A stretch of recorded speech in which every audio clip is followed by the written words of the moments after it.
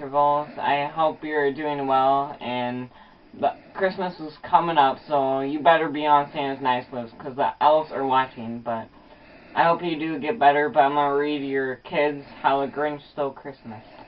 Here we go. How the Grinch Stole Christmas. Every Who down in Whoville liked Christmas a lot. But the Grinch, who lived just north of Whoville, did not. The Grinch hated Christmas, the whole Christmas season. Now please don't ask why. No one quite knows the reason. It could be his head wasn't screwed on just right. It could be, perhaps, that his shoes were too tight.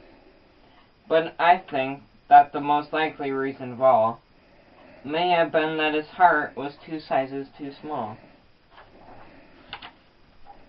But whatever the reason, his heart or his shoes, he stood there on Christmas Eve, hating the Whos, staring down from his cave with a sour, grinchy frown at the warm, lighted windows below in their town. For he knew every Who down in Whoville beneath was busy now hanging a mistletoe wreath. And they're hanging their stockings, he snarled with a sneer. Tomorrow is Christmas, it's practically here. Then he growled with his Grinch fingers nervously drumming. I must find some way to stop Christmas from coming, for tomorrow he knew. All the Who girls and boys would wake bright and early. They'd rush for their toys. And then, oh the noise, noise, noise. That's one thing he hated, the noise, noise, noise, noise. Then the Whos, young and old, would sit down to a feast, and they'd feast, and they'd feast, and they'd feast, feast, feast, feast. They would feast on Who pudding, and rare Who roast beast, which was something the Grinch couldn't stand in the least. And then, they'd do something he liked least of all. Every Who down in Whoville, the tall and the small, would stand close together with Christmas bells ringing. They'd stand a hand, and the Whos would start singing. They'd sing, and they'd sing, and they'd sing, sing, sing, sing. And the more the Grinch thought of this Who Christmas sing, the more the Grinch thought, I must stop this whole thing. Why, for 53 years I put up with it now. I must stop this Christmas from coming. But how? Then he got an idea. An awful idea. The Grinch got a wonderful, awful idea. I know just what to do. The Grinch laughed in his throat, and he made a quick Santa Claus hat and a coat. And he chuckled and chuckled. What a great Grinchy trick. With this coat and this hat, I look just like Saint Nick. All I need is a reindeer. The Grinch looked around. But since reindeer are scarce, there was none to be found. Did that stop the old Grinch? No, the Grinch simply said. If I can't find a reindeer, I'll make one instead. So he called his dog Max. Then he took some red thread and he tied a big horn on the top of his head. Then he loaded some bags and some old empty sacks on a ramshackle sleigh, and he hitched up old Max. Then the Grinch said, "Giddy up," and the sleigh started down toward the homes where the Whos lay snooze in their town. All their windows were dark. Quite snow filled the air. All the Whos were all dreaming sweet dreams without care. When he came to the first little house on the square, "This is stop number 1, the old Grinchy Claus hissed, and he climbed to the roof, empty bags in his fist.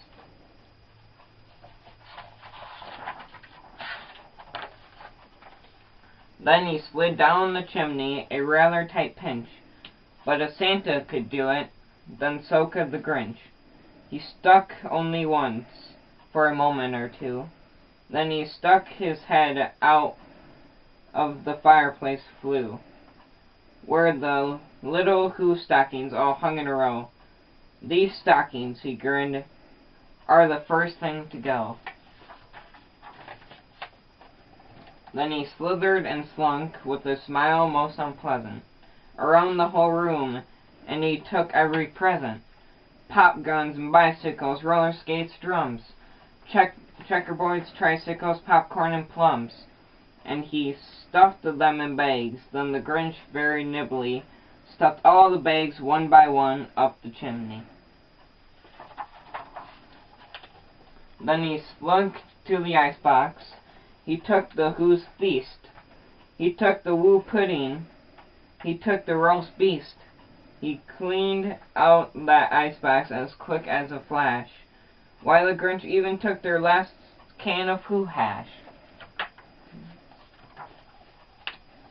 And he stuffed all the food up the chimney with glee. "And now," grinned the Grinch, "I will stuff up their tree." And the Grinch grabbed the tree, and he started to shove, when he heard a small sound like the coo of a dove. He turned around fast, and he saw a small Who, little Cindy Lou Who was not more than 2. The Grinch had been caught by this tiny Who daughter, who got out of bed for a cup of cold water. She stared at the Grinch and said, "Santa Claus, why? Why are you taking our Christmas tree? Why?" But, you know, that old Grinch was so smart and so slick, he thought up a lie, and he thought it up quick. "Why, my sweet little tot," the fake Santa Claus lied, "there's a light on this tree that won't light on one side, so I'm taking it home to my workshop, my dear. I'll fix it up there, then I'll bring it back here."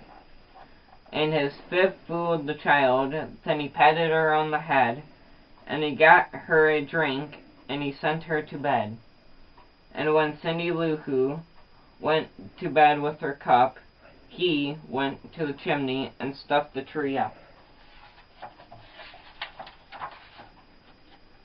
Then the last thing he took was a log for their fire. Then he went up the chimney himself, the old liar. On their walls he left nothing but hooks and some wire. And the one speck of food that he left in the house was a crumb that was even too small for a mouse.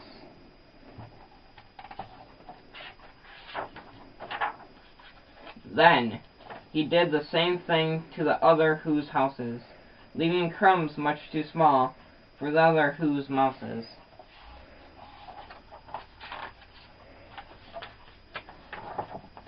It was 1/4 dawn, all the Who's still abed, all the Who's still a-snooze, when he packed up his sled, packed it up with their presents, the ribbons, the wrappings, the tags, and the tinsel, the trimmings, the trappings. 3,000 feet up the side of Mount Crumpet, he rode with his load to Tiptoe to dump it. Pooh, pooh, to Who's, he was grinchily humming. They're finding out now that no Christmas is coming. They're just waking up, and I know just what they'll do. Their mouths will hang open a minute or two. Then the Who's down in Whoville will all cry boo-hoo. That's a noise, grined the Grinch, that I simply must hear. So he paused, and the Grinch put his hand to his ear, and he did hear a sound rising over the snow. It started in low, then it started to grow.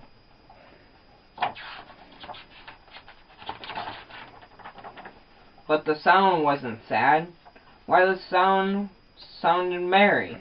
It couldn't be so, but it was merry very. He stared down at Whoville. The Grinch popped his eyes. Then he shook. What he saw was a shocking surprise. Every Who down in Whoville, the tall and the small, was singing without any presents at all. He hadn't stopped Christmas from coming. It came, somehow or another. It came just the same. And the Grinch, with his Grinch feet ice cold in the snow, stood puzzling and puzzling. How could it be so? It came without ribbons. It came without tags. It came without packages, boxes, or bags. And the puzzled 3 hours till his puzzler was sore. Then the Grinch thought of something he hadn't before. Maybe Christmas, he thought, doesn't come from a store. Maybe Christmas, perhaps, means a little bit more. And what happened then? Well, in Whoville, they say that the Grinch's small heart grew 3 sizes that day. And the minute his heart didn't feel quite so tight, he whizzed with his load through the bright morning light, and he brought back the toys and the food for the feast, and he... Oh. That's where it ended. All it says is, and he... Oh. He himself, the Grinch, carved the roast beef. The end.